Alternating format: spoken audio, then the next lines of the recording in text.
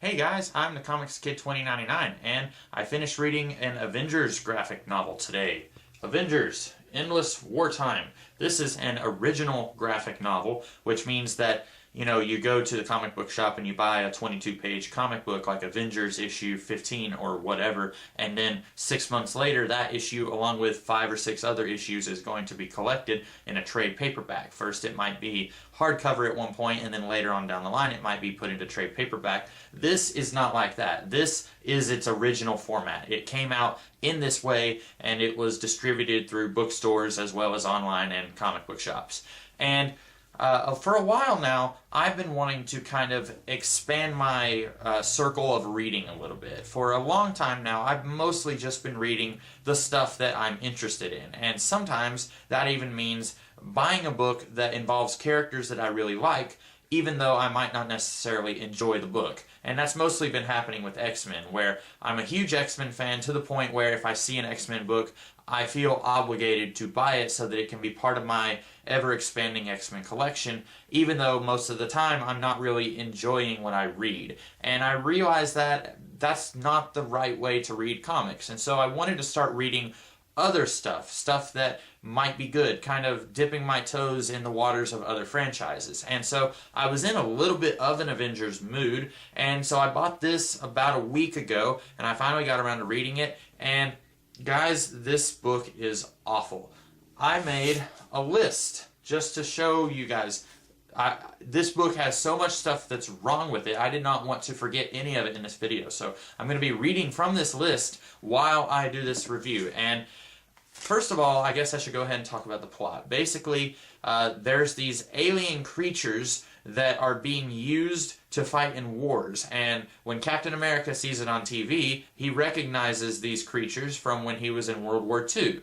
And then later, Thor comes in and sees it on TV, and he recognizes the creatures as being something that he fought during World War II.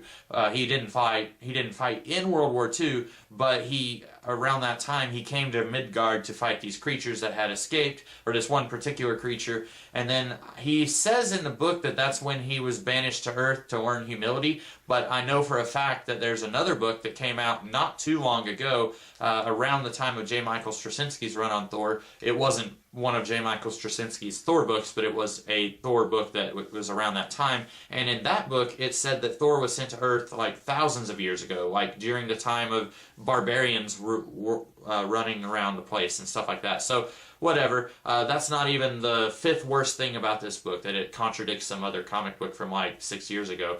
So that should tell you how bad this book is. But anyway, the Avengers find out that these alien cyborg things are running around, and they have to go and stop these things from being a presence on Earth, and that's basically the plot of the story.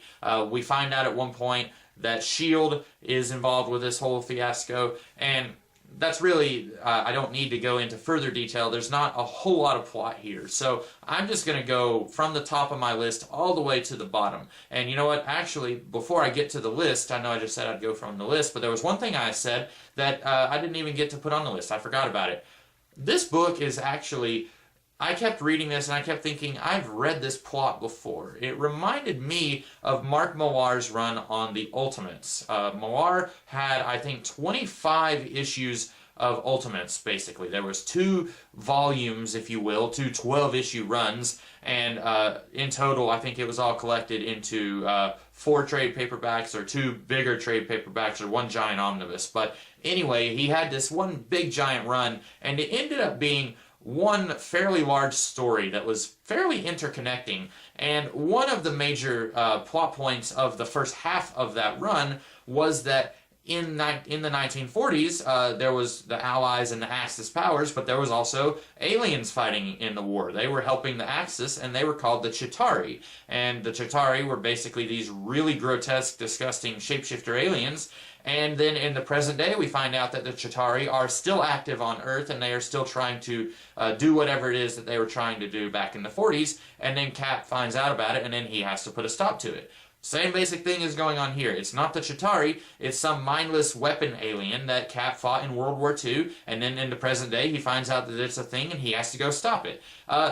You know what's even, to add insult to injury, the aliens in here, they're called the Ice Harriers. they look like the Chitauri. Right now on your screen, shabam, you are seeing a picture of the Chitauri and a picture of the Ice Harriers. They look the same. Not only is Warren Ellis just totally phoning it in on this book and stealing a plot from a better Avengers story from like 15 years ago, not only is he doing that, but he's straight up stealing the characters from that story. Now, I guess you could say that it's actually Mike McKone who's stealing the designs by Brian Hitch, maybe, but since everything else about this that's wrong with this book is rooted in the story, I'm just going to go ahead and keep blaming Warren Ellis, even though probably technically it is Mike McKone who kind of was basing this off the Chitauri, I guess. And I should, before I keep going, Mike McKone, his artwork is the best thing about this book. It's really good. I found myself at times saying, that looks like a real character. Like, it looks like a facial expression that a real human being would make. Now, I'm not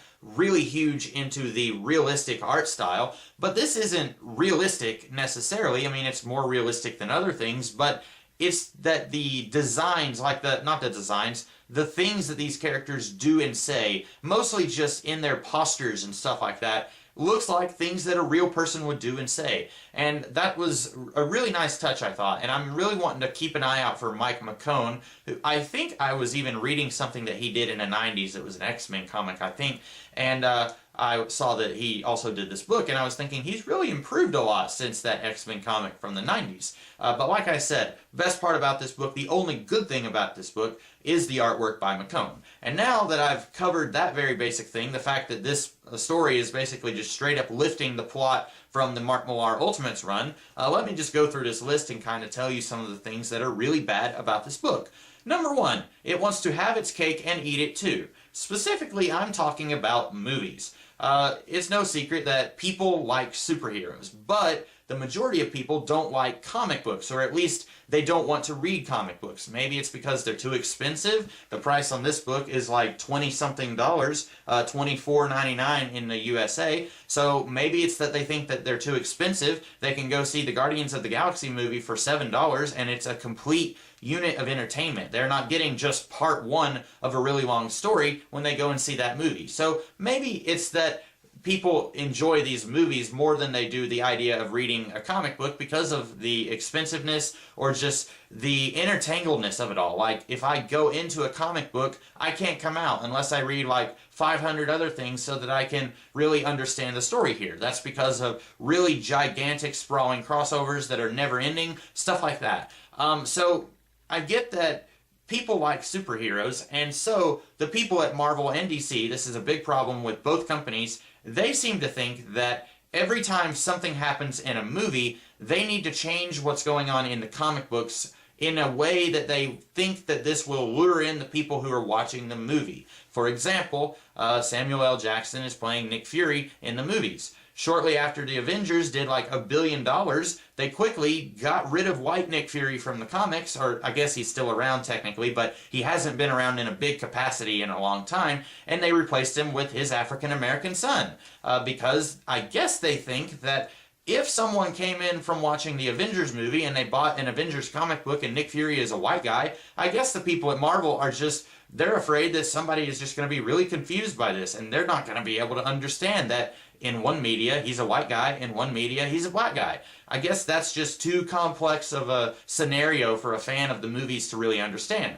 So the people doing these comics, they feel like they have to change the things in the comics to match up with the movie. My problem with this, and I really should just do a rant video about this, but I'm already halfway into it. My problem with this is that people who go and watch the Avengers movie, they do not go and read comic books. They are only watching these movies. Now, there are people who read comics who will go and watch these movies, but the people who made the Avengers have like $1 billion in the box office, they are not the comic book fans. They are just the Joe Schmoes on the street who don't read comics, and they're going to see this movie, and then they're going to go about the rest of their lives in a normal fashion. They're not going to go and read more Avengers stories in a comic book shop. So this whole idea of trying to lure people into the comics by making the comics more like the movies is complete bogus. It's stupid. It doesn't really work in any way. They've been doing this for years, and I assume that they're going to keep doing it. I don't see them changing this in any real way. So how does this affect this book right here? A few different ways.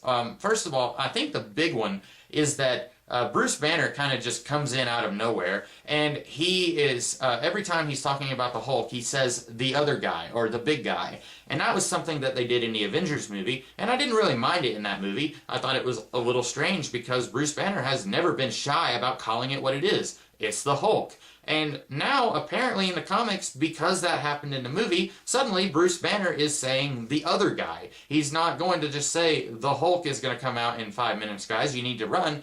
And that, I can't tell you how much that bothered me. And now, it would be one thing if this Avengers Endless Wartime was set in some alternate universe that is very similar to the movies. Or maybe even just have this be a book that's kind of a pseudo-sequel to the Avengers movie. Have it be set in the movieverse and it's just a comic book story instead of a movie story.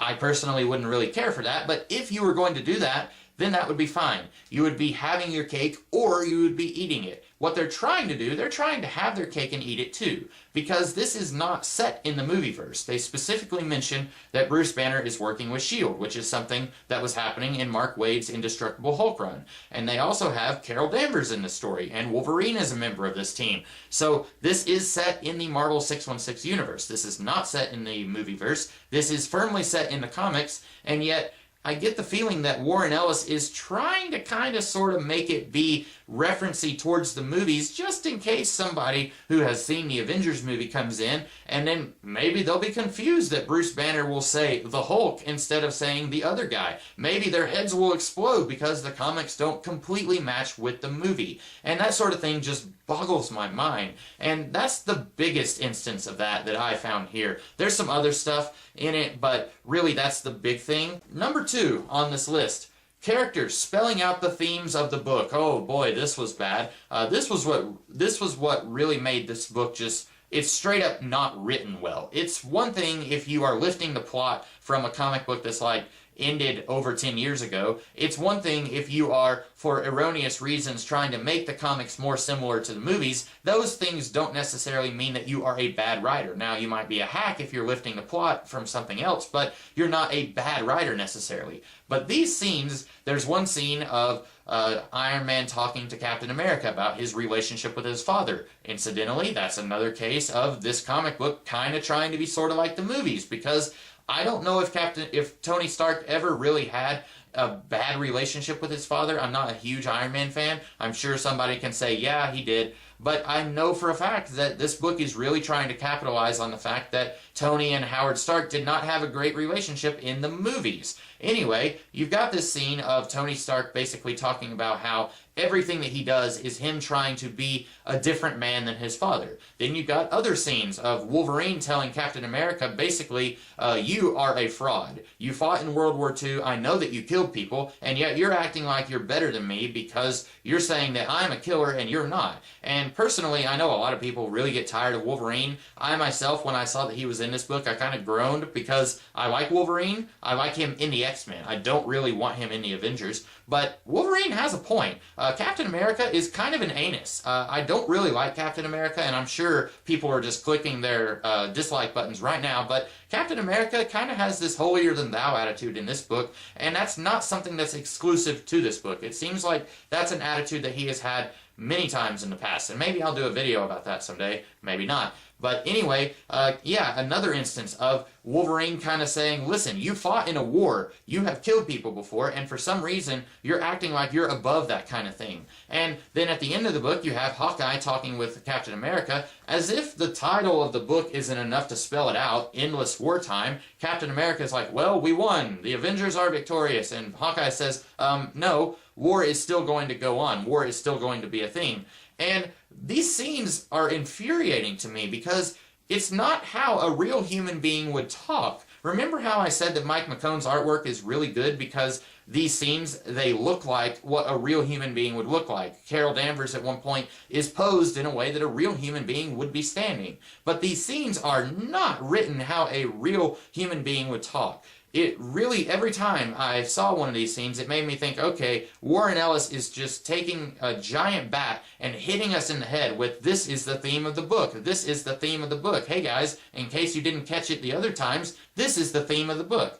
And it really feels like Warren Ellis wanted to say, war sucks and I want to write a story about it. And so then he crafted this very shoddy story around that theme. And that is the exact opposite of what you should do when you are writing a story. What you should do, you should write a story and then read your story after you've finished it and you find out, okay, there's a lot of thematic elements of X, Y, and Z going on here. And then you decide that's your theme. And then maybe you might go back and try and add a little bit more of that theme throughout the book so that it's kind of thematically consistent.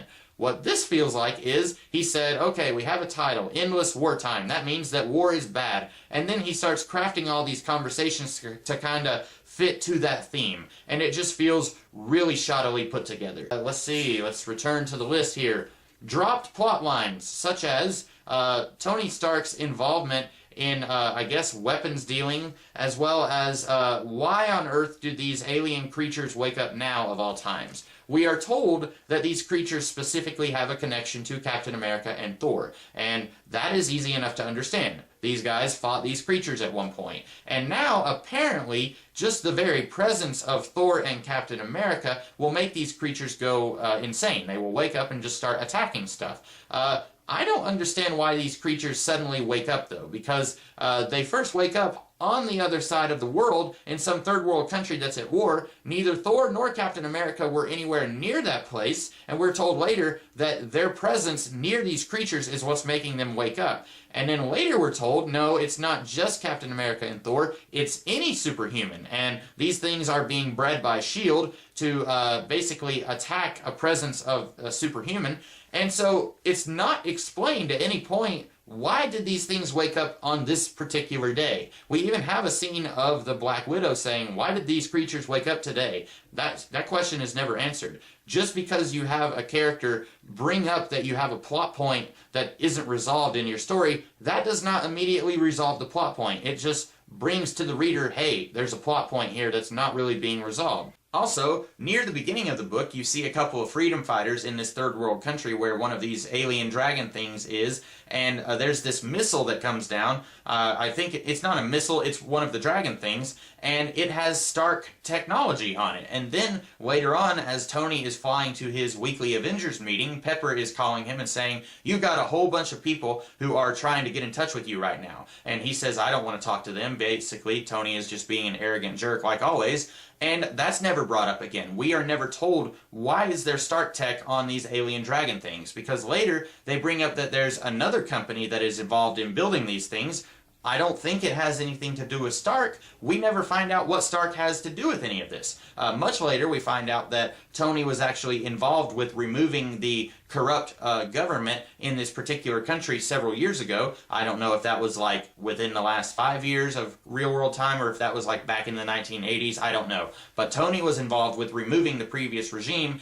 I don't think that has anything to do with these dragon creatures having Stark tech on them. It's never explained. Where did the Stark tech come from? We don't know. I think Warren Ellis is better than this. He is better at not letting things just fall out from under him and not picking it up and doing something with it. And I really think that one complaint that I have about this book is not very big. It's a fairly short book. And I think it's because when you're doing an original graphic novel, you can't afford to do it as like a 300-page book because you're paying these writers and artists for the pages that they're doing. And if you're not getting money back for these pages that they're doing, then you are losing money. So you're only going to want to do it as like 120 pages or less so that you can get just enough of a story out, and then you can put it out and start making money back from the stuff that you were paying them for in the first place. So I get why they made this story so short, but I'm thinking maybe if they added another 20 or 30 pages to it, maybe it would have read a little better. Maybe he would have had a little bit more room to deal with some of these subplots. Then again, maybe he would have just left them hanging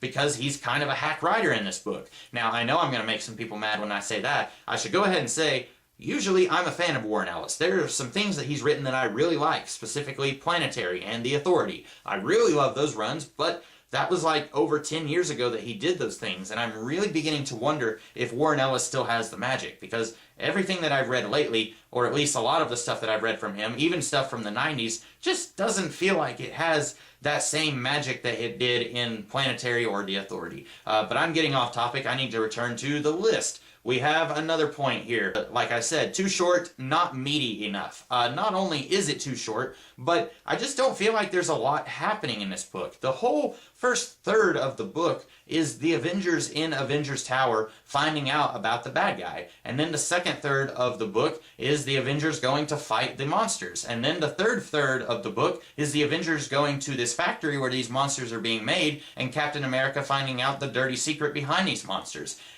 They said at the beginning of the book that this is the first in a series of movie-length stories, and that kind of puzzled me because really, this is movie-length. I would think it would be like almost a third longer if it was going to be movie-length, but this doesn't feel like a movie. This feels like an episode of a TV show. And not only that, but one that's paced really weirdly. I feel like the story really needs to kind of pick up the pace at times, and then for the last 2/3 of the book, it's mostly just fighting and then characters having pretentious conversations with each other. But I really feel like it needs to be paced in a better way so that it feels like we're getting a little bit more substance to the story than what we're getting. And again, I'm thinking if this story was about 20 pages longer, maybe it could have some more substance, but maybe it would just be 20 more pages of big spreads of the Hulk or Thor fighting monsters and aliens. I don't know. We're approaching the end here. Oh yes, way too predictable. I even wrote that on my notepad here so that you can see I put a few A's in that way. It is way too predictable, guys.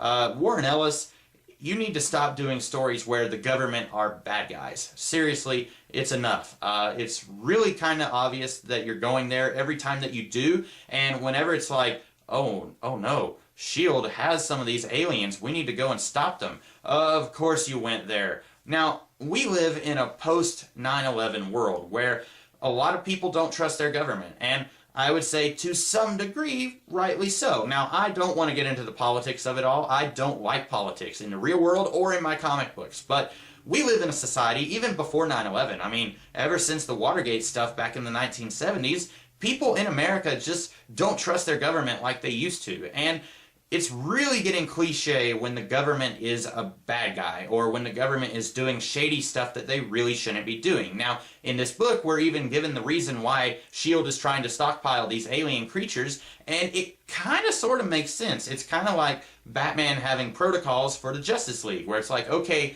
Superman has been possessed by evil aliens before, so it makes sense that I would need to have kryptonite so that I can stop him. It's that sort of thing. Basically, S.H.I.E.L.D. says, okay, the Avengers are here and they're doing good work, but there's also a lot of problems with there's also a lot of problems that come with having like 99% of the metahuman community all living in New York City. And so they think they can just have these little alien dragon things kind of kept secret, and then if there comes a huge problem that the superheroes cannot solve, then they have these things that can do the work for them. It makes sense. It still portrays S.H.I.E.L.D. as being kind of antagonistic and pretty much straight up bad guys. They're like the secondary bad guys in this book. And it's really, really predictable. At the beginning of the book, we have Carol Danvers. She makes a phone call, and Captain America says, she says something to the effect of, I don't remember. She says, the Air Force says that they have nothing to do with this. And Captain America says, well, they could be lying. And she says, no, if they were lying, they would have just told me to shut up. And right then, I instantly knew, okay, we're going to have some form of the government. They're going to be doing something shady, and the Avengers are going to find out about it. Well, much to my surprise, not much to my surprise, I'm being sarcastic. Much to my surprise, we later find out that S.H.I.E.L.D. is stonewalling the Black Widow. She's trying to get in touch with them, and they are ignoring her. And it's like, oh, of course you went there, because you're a predictable writer. Now, Warren Ellis is one of those writers. He's very reactionary. I don't know if that's the right word. He doesn't like the government, or at least he didn't like the Great Britain government. There was a few issues of Planetary where he was very, very mean-spirited against the government. And of course, I never lived in Great Britain. I don't know what it's like over there. But I do know that he's the kind of guy who, if you had to list the top 5 writers who are very anti-government, I would probably list Warren Ellis as one of those guys. So this did not seem like a it really just doesn't work. It really just kind of, oh, of course you did that. Kind of like how people will say, M. Night Shyamalan, he always does twists. It's kind of like that with Warren Ellis, where it's like, oh, he hates the government. Again, this video, guys, it's almost 30 minutes long as I film it.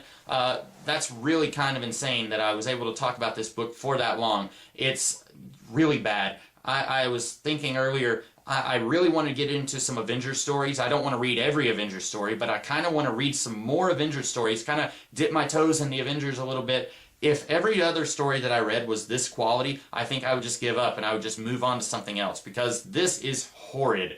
I really hope that all the other original graphic novels that Marvel is trying to do, I really hope that they are all of a better quality than this book. That's about all I have to say. I hope that you guys, if you've read this book, I hope you enjoyed it a lot more than I do. I really sincerely do. And if you hadn't read it, I hope that I was able to kind of help you sway your mind maybe. Maybe you were on the fence but you weren't sure if you wanted to get it. I hope I was able to help you save some money. Fortunately for me, I got this discounted. I got it for like $7 at My Books A Million, so I did not pay the $25. If I had, I would have been furious, but as is, I was only really, really, really mad. But anyway, that's all I have to say, so I will see you guys a little later in the week with another kind of video. So until then, I'll see you guys later. Have a great day.